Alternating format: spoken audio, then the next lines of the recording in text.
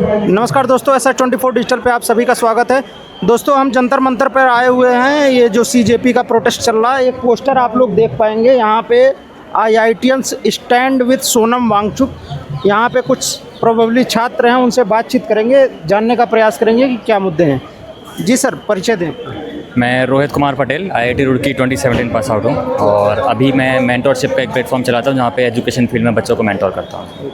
तो सर, यहाँ पे आए हुए हैं IITian सपोर्ट से जो पोस्टर लगा हुआ है, क्या मुद्दे हैं आप? देखिए, ये एजुकेशन जो है एक किसी भी देश की जो नींव है ना, वो क्लासरूम में डिसाइड होती है। और सोनम सर पिछले 40-50 साल से अलग अलग तरीके से एजुकेशन फील्ड में काम कर रहे हैं और आज एक साइंटिस्ट को यहाँ बैठना पड़ा है। सरकार ने उन्हें मजबूर कर दिया, हमारे सिस्टम ने उन्हें मजबूर कर दिया।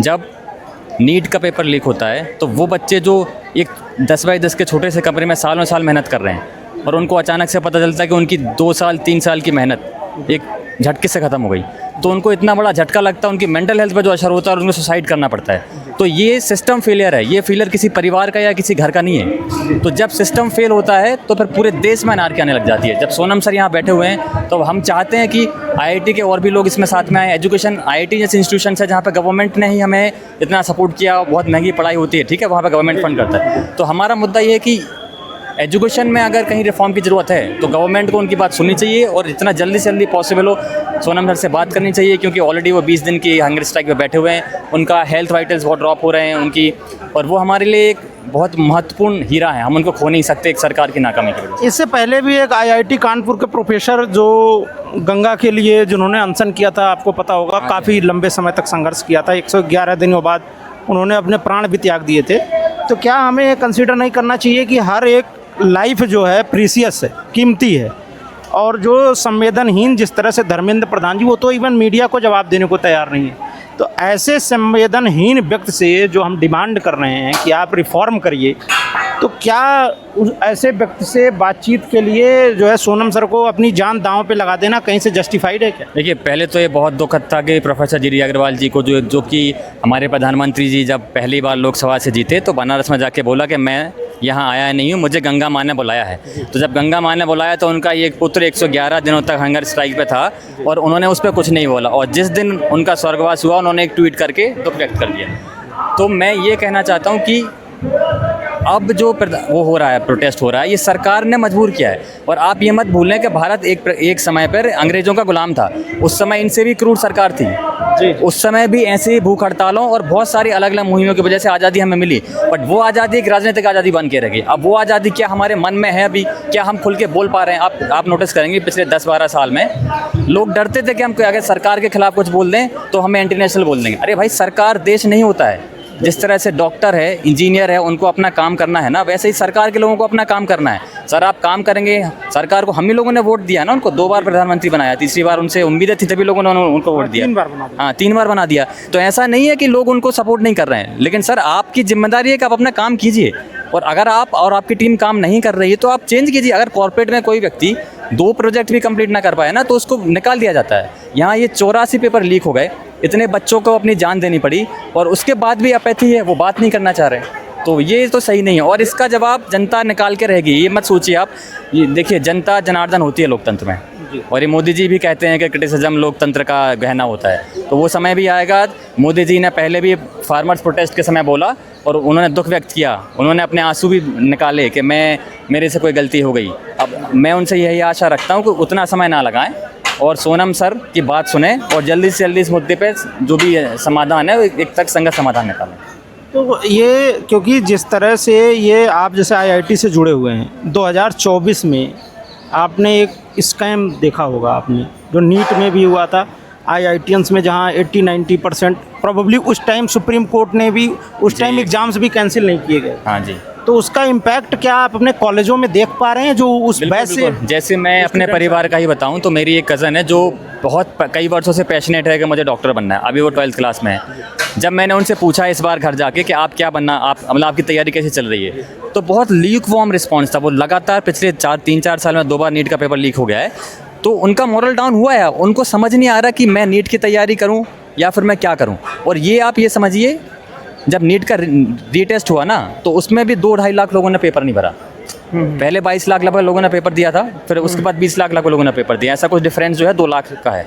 तो आप देख सकते हैं कि उन 2 लाख बच्चों ने तो आशा खो दी जी बिल्कुल। और एक निराश हुआ देश के लिए बहुत ही ज़्यादा एक शर्म की बात है। और हम बोलते हैं हमारा देश बहुत युवा, हमारा डेमोग्राफिक डिविडेंड है, हमारे पास बहुत सारे जो युवा हैं वो 40 वर्ष से उम्र के ज़्यादा युवा हैं। तो अगर हम उनको आशा नहीं दे पाएंगे, उनको सही काम नहीं दे पाएंगे, उनके पैशन से वो नहीं अपने जॉब कर पाएंगे, तो फिर वो देश के हम विश्वगुरु नहीं बन सकते। माफ़ कीजिए मोदी जी, हम ऐसे विश्वगुरु नहीं बन सकते। जो इस तरह से स्टूडेंट पहुंच रहे हैं गलत तरीके से कॉलेजों में, आप लोगों ने देखा होगा, तो क्या ऐसा कुछ रिस्पांस, चूँकि आप कॉलेज में रह चुके हैं अभी फ़िलहाल में, तो उसमें क्या इस तरह के कुछ छात्र मिले हैं जो गलत तरीके से, क्योंकि पता चल जाता है कि एक पढ़ा लिखा छात्र और एक जो है मेरा 2017 पास आउट हूँ, तो काफ़ी पुरानी मैं एलुमनाई, हाँ, लेकिन हाँ 27 पास आउट हूँ मैं। अब ये जो आप बोल रहे हैं ये मुद्दा जो है ये हो सकता है उतना ना हो, क्योंकि अगर आप अंदर चले जाते हैं, आप अंदर जाते हैं ना, एक कॉम्पिटिटिव एडवांटेज होता है वहाँ पे। बच्चे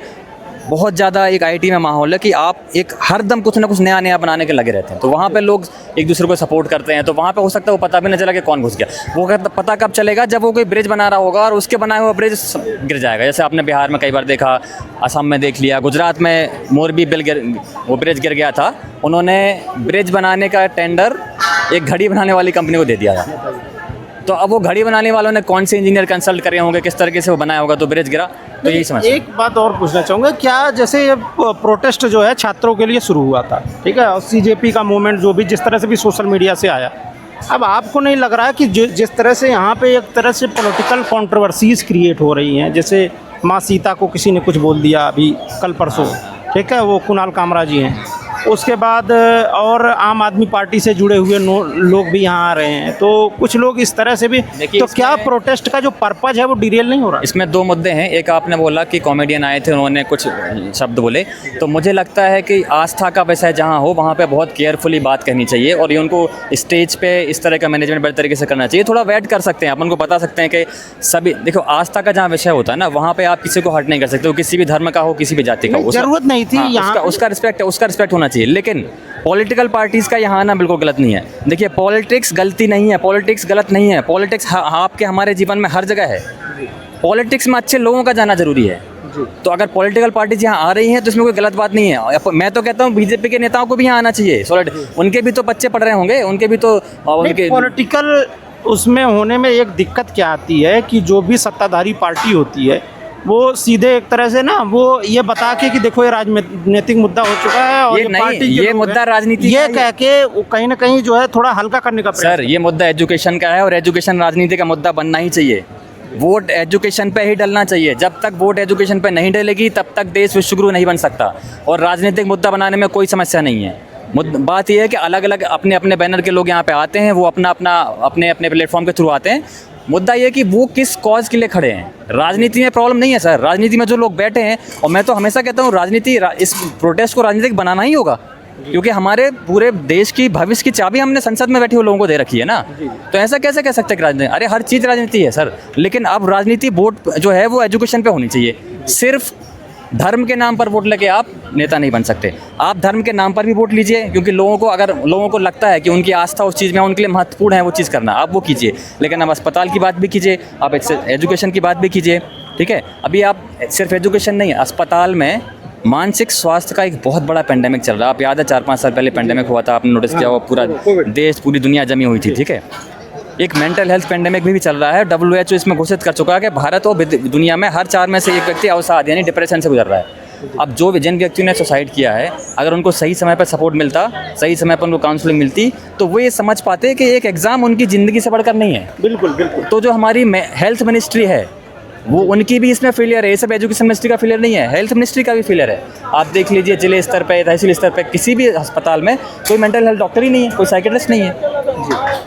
और वो फिर वहाँ पे फिर डिवाइड आ जाता है। जिनके पास पैसे हैं वो शहरों में कर लेते हैं और जिनके पास पैसे नहीं वो रह जाते हैं। तो सर आपका जो सवाल था, राजनीति बिल्कुल होगी, राजनीति शिक्षा पे भी होगी, राजनीति स्वास्थ्य पे भी होगी। क्योंकि जो लोग राजनीति कर चुके हैं वो भी सत्ता में रह चुके हैं, बिल्कुल, ठीक है। अभी 10 साल वो सत्ता में रह चुके हैं।